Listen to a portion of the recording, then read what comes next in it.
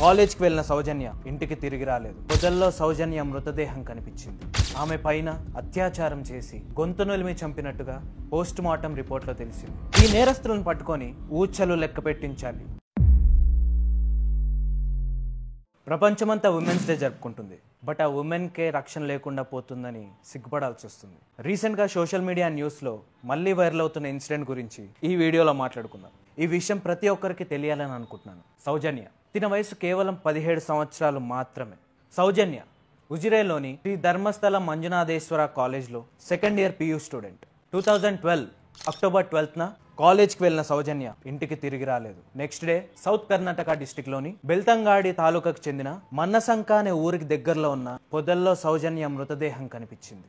ఆమె పైన అత్యాచారం చేసి గొంతు నులిమి చంపినట్టుగా పోస్ట్ మార్టం రిపోర్ట్లో తెలిసింది. అక్కడ లోకల్ పోలీసులు సంతోష్ రావు అనే వ్యక్తిని ప్రైమ్ సస్పెక్ట్ గా అరెస్ట్ చేశారు. ఇతన్ని అరెస్ట్ చేసినప్పటికీ ప్రజల్లో పెద్ద ఎత్తున ఆగ్రహం వ్యక్తం అవ్వడం, ఈ ఒక్క వ్యక్తే కాదు, ఈ అత్యాచారంలో ఇంకొంతమంది ఇన్వాల్వ్మెంట్ ఉండొచ్చు అనే అనుమానంతో కారణంగా ఈ కేసుని 2013లో CBIకి బదిలీ చేశారు.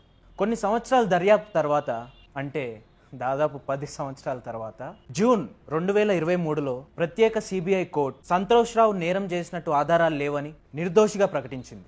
సో సంతోష్ రావు నిర్దోషి అయితే నిజమైన నేరస్తులు ఎవరు పట్టుకోవాలని, ఈ కేసుని రీఇన్వెస్టిగేషన్ చేయాలని సౌజన్య కుటుంబం సెప్టెంబర్ 13, 2024లో కర్ణాటక హైకోర్టులో పిటిషన్ వేశారు. యాక్చువల్లీ ఈ పిటిషన్ వేయడంలో న్యాయం ఉంది. సంతోష్ రావు ఈ నేరం చేయనప్పుడు అసలైన నేరస్తులు బయట దర్జాగా తిరుగుతున్నారనే కదా దీని అర్థం. ఈ నేరస్తులను పట్టుకొని ఊచలు లెక్క పెట్టించాలి. కానీ విచిత్రంగా కర్ణాటక హైకోర్టు ఈ పిటిషన్ ని కొట్టిపారేసింది.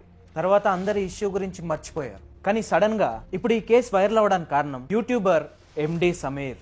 మార్చ్ 2025లో Kannada YouTuber MD Sameer Sanjana case విషయాల్ని చర్చిస్తున్న వీడియో యూట్యూబ్ లో అప్లోడ్ చేశాడు. దాంతో ఈ వీడియో వైరల్ అయి ఈ కేసు మళ్ళీ చర్చాంశనీయంగా మారింది. సమీర్ ఈ వీడియో చేయడానికి సౌజన్య వాళ్ళ ఫ్యామిలీ దగ్గర 35 లక్షలు తీసుకున్నాడనే ఆరోపణలు కూడా వచ్చాయి. సమీర్ మాత్రం నా ఎడిటర్కి ఇవ్వడానికే నా దగ్గర డబ్బులు లేవు, ఇలాంటి పరిస్థితుల్లో తనపై ఆ ఆరోపణలు వేయొద్దని, కరెక్ట్ కాదు అని ఆ ఆరోపణలని తీవ్రంగా ఖండించాడు. కానీ సమీర్ ఈ వీడియోలో ధర్మస్థల ఆలయ అధిపతి వీరేంద్ర హెగ్డే గురించి పరోక్షంగా ప్రస్తావించాడని, తద్వారా మతపరమైన మనోభావాలను దెబ్బతీశారని పోలీసులు ఆరోపిస్తూ సమీర్ పైన బళ్ళారి పోలీసులు సోమోటోగా కేసు నమోదు చేశారు. ఇంకోవైపు సౌజన్య ఫ్యామిలీ మేము ఎటువంటి డబ్బులు సమీర్కి ఇవ్వలేదని, సమీర్ వీడియో చేస్తున్న విషయం కూడా మాకు తెలియదని తేల్చి చెప్పారు. ప్రజల సపోర్ట్, మీడియా అటెన్షన్ ఉన్నా కూడా ఈ కేసులో ఇంకా న్యాయం జరగలేదు. సౌజన్య కుటుంబం న్యాయం కోసం పోరాడుతూనే ఉంది.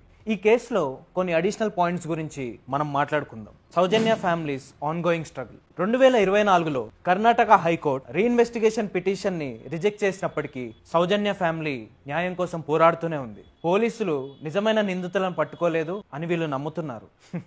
నమ్ముతున్నారేంటి, చూస్తున్న మనకు కూడా అర్థమవుతూనే ఉంది. ప్రస్తుతం వీళ్ళు సుప్రీంకోర్టుని ఆశ్రయించే అవకాశాలను పరిశీలిస్తున్నారు. హ్యూమన్ రైట్స్ గ్రూప్, సోషల్ యాక్టివిస్టులు, NGOs ఈ కేసుకి మద్దతు ఇస్తున్నారు. Point number 2, public reaction and social media movement. ఈ కేసులో విస్తృత స్థాయిలో నిరసనలు వ్యక్తమయ్యాయి. స్టూడెంట్స్, సోషల్ యాక్టివిస్టులు అండ్ జనాలు తీవ్ర అసంతృప్తి వ్యక్తం చేస్తున్నారు. జస్టిస్ ఫర్ సౌజన్య లాంటి హ్యాష్ట్యాగ్లు ట్రెండింగ్ అవుతూ కేసుని రీఓపెన్ చేయాలంటూ పిటిషన్లు వేస్తున్నారు. Point number 3, CBI investigation loopholes. CBI court Santosh రావుని నిర్దోషిగా ప్రకటించిన తీర్పు పట్ల ప్రజల్లో అనుమానాలు పెరిగాయి.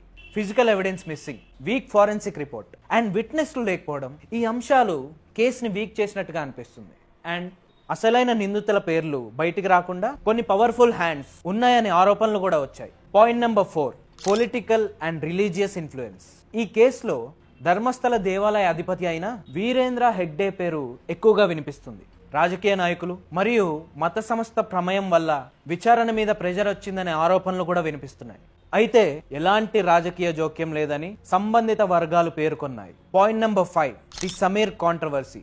రీసెంట్ గా Kannada YouTuber MD Sameer video upload చేయడం, అది వైరల్ అవడంతో ఈ ఇష్యూ మళ్ళీ అందరి నోటా వినిపిస్తుంది. కానీ ఇన్సిడెంట్ అయ్యి ఇన్ని ఇయర్స్ అవుతున్నా కానీ న్యాయం జరగలేదు. అస్సలు నిందితులను గుర్తించలేదు కూడా. అసలు ఈ కేసు రీఓపెన్ చేయడానికి ఎందుకు ఇన్ని అభ్యంతరాలు? ఇది ఎవరి ఫెయిల్యూర్? సిస్టమ్ దా, లాదా, పోలీస్ డిపార్ట్మెంట్ దా? ఈ ఇష్యూ పైన మీ ఒపీనియన్ ఏంటో కామెంట్ చేయండి. అండ్ ఈ ఇష్యూ గురించి అందరికీ తెలియాల్సిన అవసరం ఉంది. మీ ఫ్రెండ్స్ అండ్ ఫ్యామిలీకి ఈ వీడియో షేర్ చేయండి. And please subscribe. Me subscription ఇలాంటి వీడియోస్ చేయడానికి మమ్మల్ని పుష్ చేస్తుంది. Thank you. Justice for Soujanya.